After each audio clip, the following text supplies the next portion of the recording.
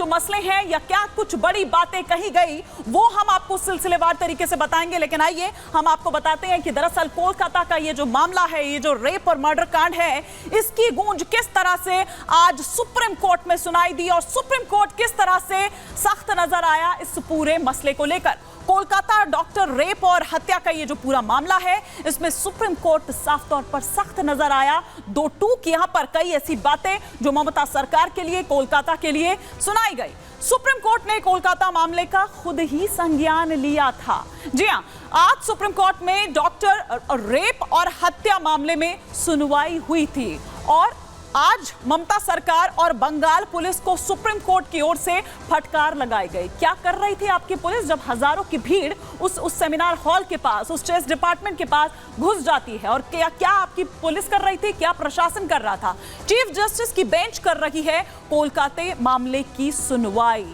तो हम यहां आपको सिलसिलेवार तरीके से बता रहे हैं आज क्या कुछ टिप्पणियां कोर्ट की तरफ से कही गई। डॉक्टर्स की सुरक्षा पर सुप्रीम कोर्ट ने चिंता जताई है और उन्होंने कहा कि यह सिर्फ एक भयानक हत्या का मामला, यह सिर्फ एक हत्या का मामला नहीं है, यह डॉक्टर्स की सुरक्षा से जुड़ा हुआ मामला है, उस सुरक्षा को सुनिश्चित करने से जुड़ा हुआ यह पूरा मामला है। सुप्रीम कोर्ट ने सीबीआई से कोलकाता कांड की स्टेटस रिपोर्ट भी तलब की है। वो स्टेटस रिपोर्ट दाखिल करने को कहा गया है। सुप्रीम कोर्ट ने सीबीआई से 22 अगस्त तक स्टेटस रिपोर्ट मांगी है। तो 22 अगस्त तक कोर्ट में ये स्टेटस रिपोर्ट जो है वो दाखिल करनी होगी सीबीआई को। जांच किस दिशा में जा रही है, क्या जा रही है, किस तरह से वो तमाम जो डॉट्स हैं उनको मिलाया जा रहा है, इस तरह की तमाम बातें और साथ ही साथ वो बयान भी जो दर्ज किए गए हैं। सुनवाई के दौरान सुप्रीम कोर्ट का एक और बड़ा फैसला भी सामने आया। क्या वो बड़ा फैसला है वो हम आपको बता रहे हैं। और सुप्रीम कोर्ट ने दरअसल नेशनल टास्क फोर्स का गठन किया है और इसमें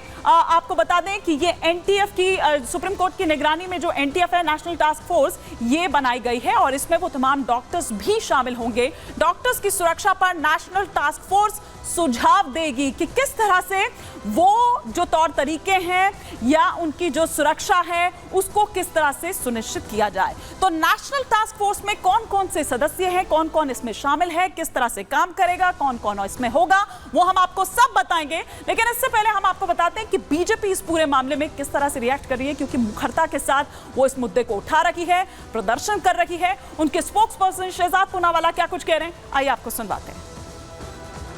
माननीय सुप्रीम कोर्ट के सामने हियरिंग हुई, उसमें एक बात स्पष्ट है कि ममता बनर्जी की सरकार बेटी को न्याय दिलाओ नहीं, केवल और केवल सच दबाओ, सबूत मिटाओ और बलात्कारी बचाओ कर रही थी। और सुप्रीम कोर्ट के सामने खुलकर आ गया कि कैसे एक व्यापक, व्यवस्थागत, संस्थागत तरीके से कवर अप करने का पूरा प्रयास किया गया। सुसाइड की शक्लें दी गई। पहले प्रिंसिपल ने तुरंत पेरेंट्स को किस प्रकार से बॉडी नहीं दिया। हमने देखा है कि एफआईआर के रजिस्ट्रेशन में भी डिले करवाया गया और पेरेंट्स को किसी भी तरीके से मदद नहीं की गई। और सुप्रीम कोर्ट की ये एनटीएफ यानी कि नेशनल टास्क फोर्स के 14 सदस्य होंगे। कौन कौन वो है, सिलसिलेवार तरीके से यहां ग्राफिक्स के माध्यम से भी हम आपको दिखा रखे हैं। आरके सरियन, सर्जन, वाइस एडमिरल जो हैं वो इसके सदस्य होंगे। इनके अलावा डॉक्टर एम श्रीनिवास जो डायरेक्टर हैं एम्स के दिल्ली के, वो इसमें शामिल होंगे। प्रोफेसर अनिता सक्सेना कार्डियोलॉजिस्ट हैं, कार्डियोलॉजी के हेड हैं एम्स दिल्ली में, वो इसमें शामिल होंगी। इनके अलावा डॉक्टर गोवर्धन दत्तपुरी डायरेक्टर हैं एम्स के, वो इसमें शामिल होंगे जोधपुर के।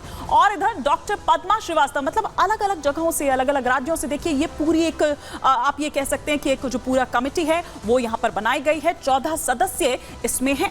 डॉक्टर पद्मा श्रीवास्तव जो न्यूरोलॉजी डिपार्टमेंट की हैं एम्स से, वो इसमें शामिल होंगी। इनके अलावा doctor Nageshwari Reddy managing director AING के, वो इसमें होंगे। डॉक्टर प्रतिमा मूर्ति निमहांस बेंगलुरु से, वो इसमें शामिल होंगी।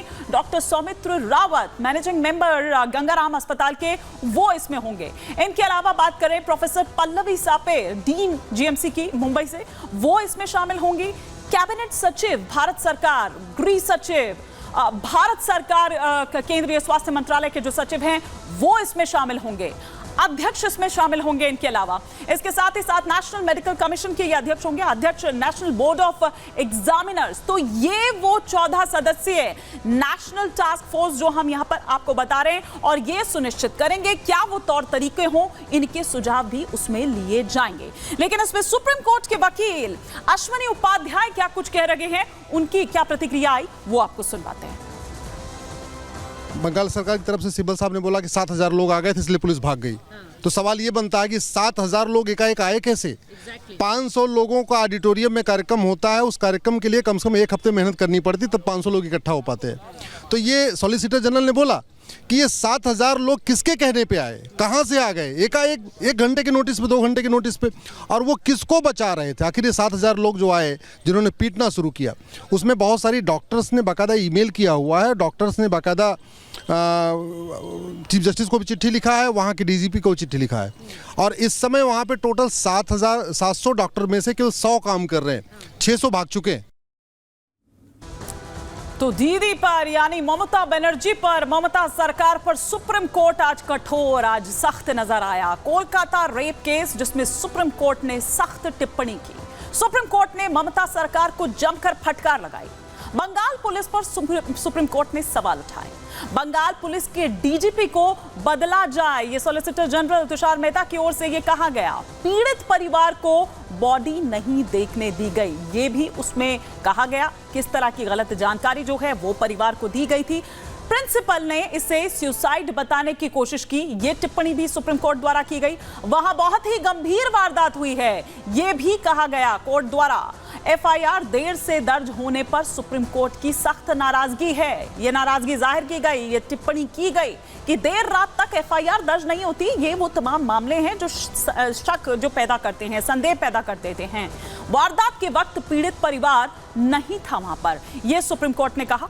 अस्पताल प्रशासन को एफआईआर करानी चाहिए थी, क्यों नहीं कराई गई, क्यों उसमें देरी की गई, इस तरह के तमाम सवाल, और साथ ही साथ कड़ी टिप्पणी, कड़ा प्रहार करते हुए सुप्रीम कोर्ट यहां पर नजर आया। लेकिन इसी पर अश्विनी उपाध्याय जो वकील हैं वो क्या कुछ कह रहे हैं, ये भी सुनिए। 700 डॉक्टर में से केवल 100 वहां पे बचे हुए हैं, बाकी 600 निकल गए। ऐसा नहीं कि केवल लेडीज डॉक्टर गई हैं, जेंट्स डॉक्टर भी खौफ में हैं, जेंट्स डॉक्टर भी चले गए वहां से। तो इसीलिए सुप्रीम कोर्ट ने सीआईएसएफ को लगाया है। मुझे लगता है कि इससे बड़ा और कोई सदमा नहीं हो सकता, या इससे बड़ा मतलब किसी स्टेट के लिए शर्मनाक घटना नहीं हो सकती है कि बाकायदा सुप्रीम कोर्ट को डॉक्टरों के प्रोटेक्शन के लिए, डॉक्टर जो सबकी ज़िंदगी बचाते हैं वो अपनी ज़िंदगी नहीं बचा रहे, और उनको बचाने के लिए बाकायदा सेंट्रल गवर्नमेंट से कहना पड़ रहा है कि आप इस पर सीआईएसएफ लगाइए, इनको सिक्योर करिए, उनका कॉन्फिडेंस आप बढ़ाइए, क्योंकि डॉक्टर घबराए हुए, जो खुद डॉक्टर घबराया हुआ है दूसरों का इलाज कैसे करेगा। तो सवालों में है दीदी की पुलिस, और किस तरह से कोर्ट ने ममता सरकार को भी, ममता बनर्जी को भी खूब सुनाया, ये हम आपको यहां पर बता रखे हैं। ये 3 यहां पर इस वक्त जो पैनल है वो यहां पर गठित किया गया था, और सीजीआई चंद्रचूड़ द्वारा क्या कुछ कहा गया ये हम आपको बता रहे हैं, सिलसिलेवार तरीके से बता रहे हैं कि किसने यहां पर क्या कुछ कहा।